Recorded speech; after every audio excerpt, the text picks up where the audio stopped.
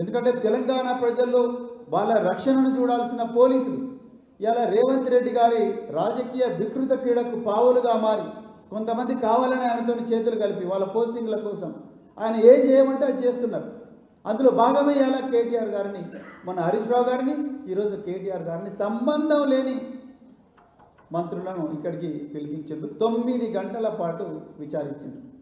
హరీష్ రావు గారు హెల్త్ మినిస్టర్గా పనిచేశారు, నీటిపారుదల శాఖ మంత్రిగా పనిచేశారు, అదేవిధంగా మార్కెటింగ్ శాఖ మంత్రిగా పనిచేశారు, ఫైనాన్స్ మినిస్టర్గా పనిచేశారు. కేటీఆర్ గారు మున్సిపల్ అభివృద్ధి శాఖ, పంచాయతీరాజ్ శాఖ, రూరల్ డెవలప్మెంట్ శాఖ, ఐటీ శాఖ, పరిశ్రమల శాఖ మంత్రిగా పనిచేశారు. అసలు వాళ్ళకు పోలీసులతో ఏం సంబంధం ఉంటుంది? ఎట్లా సంబంధం ఉంటుంది? ముఖ్యమంత్రికే తెలియదు ఈ విషయం, మిగతా మంత్రులకు ఎట్లా తెలుస్తుంది?